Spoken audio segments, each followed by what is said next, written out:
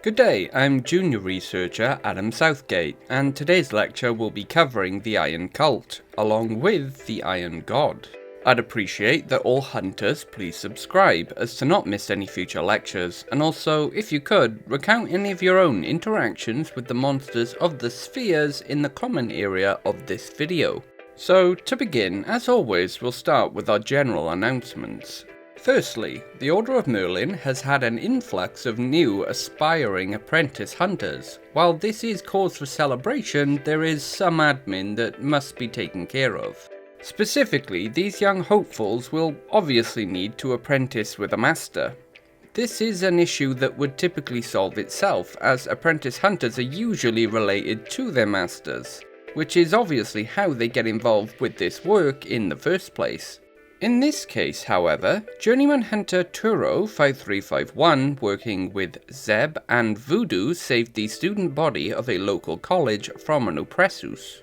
While this brave act is definitely to be commended, the abomination was directly witnessed by rather a few of these students.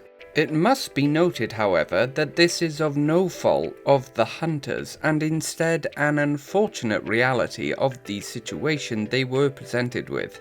This event has created the position we are now in, where these students must be brought under our wing so that the information they have acquired can be controlled.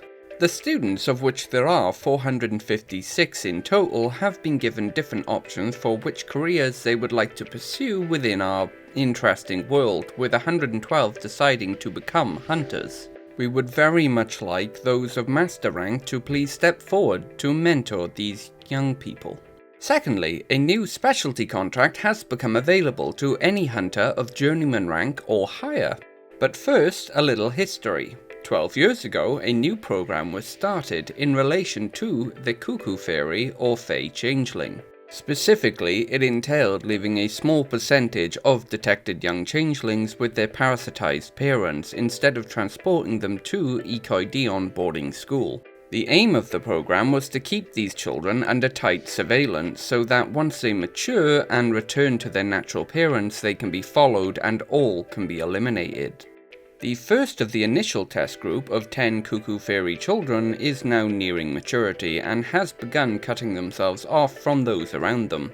We are looking to assemble a team of 5 hunters to follow the Cuckoo Fairy back to its parents' nest and eliminate all within. This contract is of great importance as it will be the first piece of data showing the possibility of the program's success. While the current strategy is very effective for slowing the growth of the Cuckoo Fairy's population, it only addresses those born within our sphere and not those that have breached in. This program could be the second half of the puzzle for eliminating this problem. The Iron Cult, or the scrap metal merchants, are both a dangerous and unfortunate group. However, before we can discuss them in any detail, we must first explain the existence of the Iron God. As an entity, the Iron God fits within a very specific category, that of the potential gods. Beings such as the Rat King also shared this position, though further along in its development. Interestingly, these beings both do and do not exist simultaneously. While the Rat King most likely didn't exist as a corporeal being before the Ratus Sapiens belief, we believe that the Iron God did in some form. This is because mundane humans do not appear to possess the ability to create new beings through belief alone. However, we are able to empower certain pre-existing beings through faith. These entities will enter a chrysalid-like stage where they can be rewritten into godhood. This phenomena is comparable to the programming of an AI, with canon and doctrine comparable with code. The issue, as with a self-aware AI, is that once the being regains sentience, all sense of control will be lost. Where the entity that became the Iron God originally came from, we are unsure, though we do have theories. While previously the Order has stated that we do not know what creates new members of the Iron Cult, this was in fact a deception, as this information was considered damaging to the Order. Recently, the High Druid has decided, after rather a few roundtable discussions, that while the information is still damaging to the Order, it will aid our hunters in confronting the threat. The Iron Cult is unlike any other such group we have discussed so far, as they began and somewhat still see themselves as an anti-incursion force. Regrettably, in the 1890s, an Order office began heavily researching the cutting off of the Fey sphere and the eradication of the Fey already within our sphere. This research led them down some rather regrettable avenues, specifically in regards to how the Abrahamic and Eldritch spheres are opposites to each other. It has been witnessed on rare occasions that when an entity from the Abrahamic sphere encounters one from the Eldritch, they almost cancel each other out, with the weaker entity being completely destroyed, while the more powerful entity is weakened to the degree of the other entity's power. This revelation fueled the group's research, with them attempting to find a sphere or subsphere that directly opposed the Fae. The idea that they brought to the High Druid at the time was the construction of a god of this sphere within our world that would, in theory, destroy all Fae and then act as a barrier to further incursions by the Fae. This plan was immediately shot down due to its obvious shortfalls, with the High Druid stating that the Order was not in the business of starting cults. However, the offending office continued its research in secret under the direction of its druid, Fion. Upon discovery of the continued work, the office was ordered closed, with Fion called back to the High Druid. Instead, the office and Fion, having stockpiled resources due to expecting this outcome, fled. Since then, they have created their own bastardized anti-incursion organization, known as the Iron Cult, as a slight to the Order. However, since then, this name has become far more accurate than originally intended.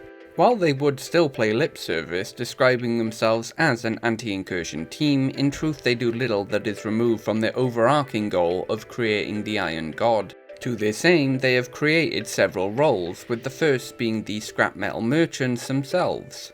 Due to the extremely tight budget the Iron Cult runs on, the metals they require for their work is acquired through the services of home collection, meaning they collect unwanted scrap from people's homes. While this would be easy to stop, there are far more people doing this work legitimately to sell the metal for profit, muddying the waters. Secondly, there are the metal smiths. Remaining within the cult's enclaves, these people melt down the scrap and cast it into whatever they need, with the main product they will construct being the effigies of the Iron God, as each act as a conduit for the cult's belief. After the effigies, they will also create specific modifications for members of the cult. These enhancements are deadly for both those at the business end of them and for those they are fitted to. Or at least they were. They have rapidly become more survivable due to the effect of their proto-god growing in power, with 70% now surviving the process. They also construct all the cult's general equipment, even down to simple cheaply available items such as knives, as the act of working metal empowers their god. Finally, of the notable roles, the Mothers. They're equivalent to our druids, the Mothers lead the cult, with each in charge of a single enclave. The Mothers lead the cult in worship to the Iron God and are constantly updating the faith so that when their god is fully formed, it will act according to their design, or at least that was the original plan. Most likely as a rebellion against the Order, the cult itself has no equivalent to the High Druid, instead leading through council. It has been theorized that the Iron God is originally from a secondary sphere. These secondary spheres are those that, while not attached to our sphere, are attached to spheres that are in contact with ours, such as the Eldritch and Abomination. This would mean that the entity breached from its sphere into one connected to our sphere and then breached again into ours. While this is obviously horrifying, it would explain the odd properties we see in those of the Iron Cult. As an example, the limbs and other enhancements a cult surgically attaches to themselves should not work mechanically. However, they still function, and in a way disquietingly close to how the Pinocchio prosthetic works, despite being made from purely metal. The most worrying aspect of this theory is the implication that the group, instead of being rogues who betrayed the Order, are in fact victims who have fallen under the influence of a truly alien entity.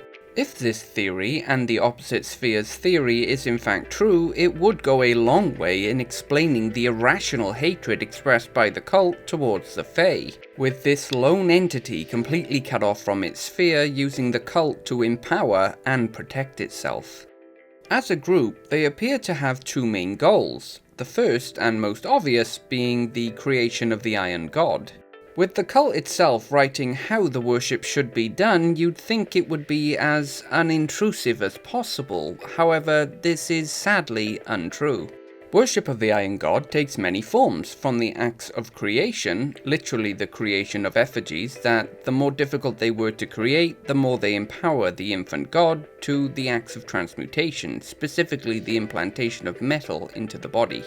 However, whether by the entity's command or otherwise, the greatest act of worship is the destruction of Fae, or the act of reaping.